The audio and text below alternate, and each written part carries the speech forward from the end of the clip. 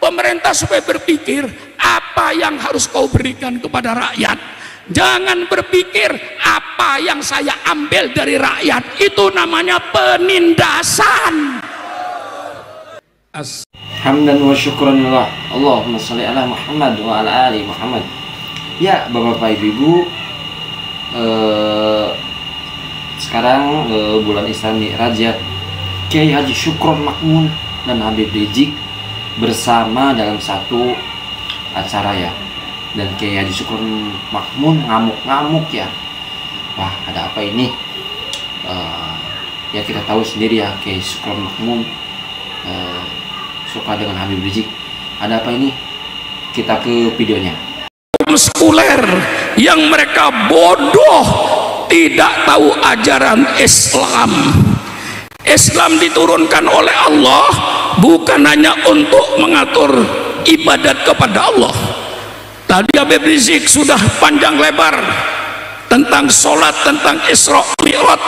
Itu mengatur hubungan manusia dengan Allah, hubungan horizontal hamba langsung dengan Allah, itu sholat. Kita menyatakan depan sholat, inna sholati wa nusuki wa mahyaya wa mamati lillahi rabbil alamin. Ini hubungan vertikal. Saya mau bicara hubungan horizontalnya. Jadi lengkap malam ini ya. Saya akan bicara dengan saudara bahwa Islam itu mengatur kehidupan manusia sehari-hari. Islam mengatur peradaban berumah tangga. Saya kira para kiai, para habaib sudah menjelaskan bagaimana peradaban Islam dalam berumah tangga, bagaimana peradaban Islam dalam ekonomi, supaya rezeki yang lewat tenggorokannya itu rezeki yang halal. Jangan sampai lewat tenggorokan kita rezeki yang haram. Itu diatur oleh peradaban ekonomi Islam. Islam mengatur peradaban pergaulan antar umat manusia yang berbeda agama, berbeda suku. Islam mengatur supaya hidup rukun antar umat beragama, saling hormat menghormati antar umat beragama, saling menjaga antar umat beragama, hidup rukun. Tapi bukan berarti membenarkan semua agama. Membenarkan semua agama hukumnya murtad, garis miring kafir. Betul apa tidak?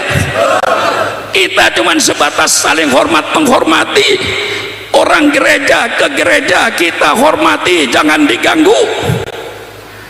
Orang Islam ke masjid jangan diganggu.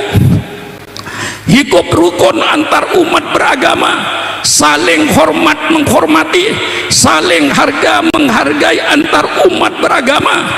Umat Islam tidak usah diajar toleransi. Umat Islam paling paham toleransi. Sudah ratusan tahun di Indonesia umat Islam yang mayoritas, tidak pernah ada perang Islam dan gereja, tidak pernah ada perang Islam dengan Hindu, tidak ada pernah ada perang antara Islam dengan Buddha. Itu menunjukkan kalau Islam itu toleransi. Kalau tidak toleransi, kita mayoritas, sikat aja mereka itu. Betul apa tidak? Betul apa tidak? Kalau kita tidak toleransi kepada agama yang lain, mungkin gereja satu minggu rata dengan tanah se-Indonesia ini. Betul apa tidak? Tapi kita ngerti toleransi, menghargai mereka. Jangan kita kasih hati minta jantung. Itu namanya mau membunuh Islam. Nah, ini batasnya toleransi, saling hormat menghormati, saling harga menghargai antar umat beragama. Dalil yang paling jelas dalam surat Al-Kafirun, ya ayyuhal kafirun la a'budu ma ta'budun wala antum abiduna ma a'bud wala ana abidum ma abattum wala antum abiduna ma a'bud lakum dinukum waliyadin. Saya tidak menyembah apa yang kamu sembah dan kamu pun tidak menyembah apa yang saya sembah.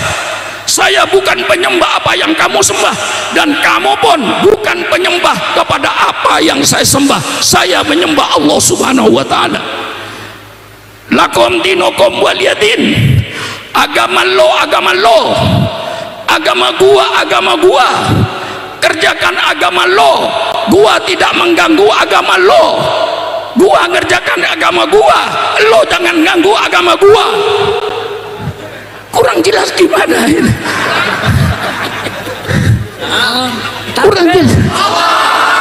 Kurang jelas gimana? Lakum dinukum waliyadin. Agama lo, agama lo. Agama gua. Kerjakan agama lo. Gua tidak mengganggu agama lo. Gua kerjakan agama gua. Lo jangan mengganggu agama gua. Lo gua.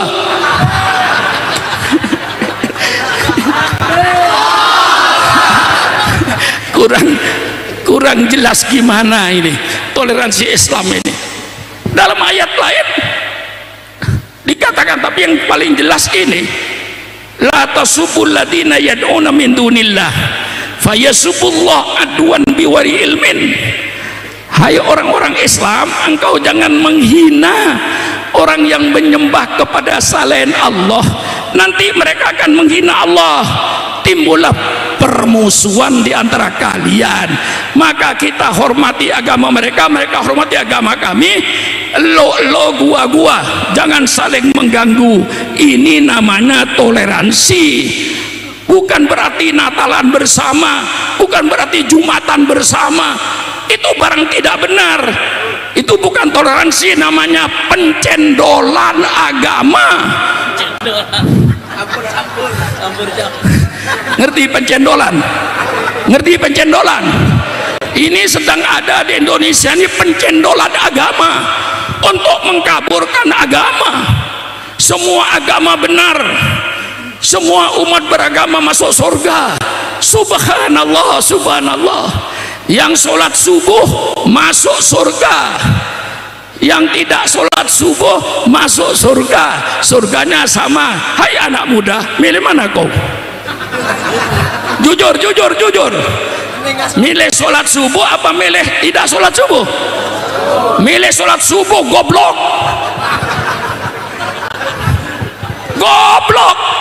Sholat subuh masuk surga, enggak sholat subuh masuk surga. Ya milih enggak sholat subuh. Puasa Ramadan masuk surga, tidak puasa Ramadan masuk surga. Hai anak muda, milih mana kau? Milih puasa, goblok. Mengapa Sukron Makmun sholat subuh? Mengapa Surat Makmun puasa Ramadan? Perlu saya jawab? Perlu saya jawab?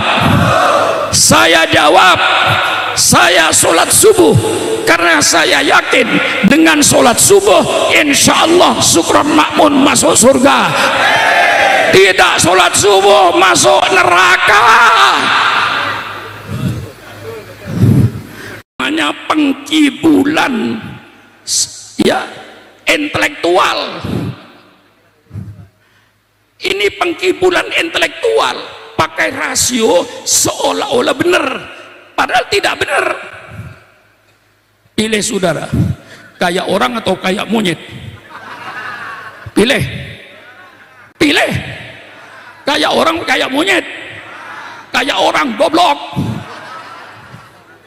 Ini kan tertipu saudara. Kalau kayak orang berarti saudara monyet. Tuh yang loncat-loncat di pohon itu kayak orang. Siapa? Monyet. Kalau kayak monyet masih orang. Contohnya saudara pakai alat ke kuping, kaset disimpan di sakunya, dangdut, saudara jengklang-jengklang sendirian. Orang loh, anak muda kayak monyet itu, tapi kayak monyet masih orang. Tapi kalau kayak orang, monyet. Kayak orang apa kayak monyet? Kedua-duanya saya nggak milih. kayak orang juga enggak, kayak Munid juga enggak, ya orang saya ini. Lah ini sudah toleransi umat Islam paling paham. Kita sudah ribut ratusan tahun, tidak pernah repot kok. Di Madura yang hampir 100% orang beragama Islam, tidak ada di situ gereja. Di Pamekasan, gereja di Bangkalan, yang tidak ada gereja cuma satu, di Sampang, kota saya itu. Nggak pernah ada biskup, nggak pernah ada gereja di kota Sampang. Lainnya gereja ada, tidak pernah ribut kok. Sudah ratusan tahun. Kalau umat Islam tidak toleransi sudah ribut. Ini peradaban Islam dalam bermasyarakat. Yang mau saya lanjutkan sekarang, peradaban Islam dalam politik. Ini yang kiai-kiai takut bicara, takut ditangkap. Saya yang mau bicara, Islam itu bicara politik. Siapa yang bilang Islam tidak bicara politik? Justru ayat Quran dan sunnah Rasulullah kaya dengan ayat-ayat politik, kaya dengan hadis-hadis politik. Itu Islam. Semuanya bicara baldatun thayyibatun wa rabbun ghafur. Bupati bicara baldatun thayyibatun wa rabbun ghafur. Gubernur bicara baldatun thayyibatun wa rabbun ghafur. Presiden bicara baldatun thayyibatun wa rabbun ghafur. Saya mau tanya, hai bupati, hai gubernur, hai presiden, hai menteri, hai anggota DPR, kamu bicara baldatun thayyibatun wa rabbun ghafur, dari mana sumbernya? Dari mana sumbernya? Dari Al-Quran, surat As-Saba. Baldatun thayyibatun wa rabbun ghafur, negara yang sejahtera, negara yang makmur, negara yang aman sentosa, yang rezekinya berlimpah ruah. Inilah negara yang menjadi cita-cita seluruh manusia di permukaan bumi ini. Baldatun thayyibatun wa rabbun ghafur. Ini suara Al-Quran. Kok saudara bilang Quran tidak bicara politik? Banyak lagi ayat-ayat politik. Lau ana alal qura amanu wa taqau la fatahna alaihim barakatim minas samawati. Ayat politik. Wa daraballahu matalan qaryatan kanat aminatan mutmainnah ya'tiha rizquha rawadan min kulli makan fakafarat bi an'amillah fa'adaqat lauzribasal ju'i wal khawfi bima kanu yasnaun. Ini termasuk ayat politik.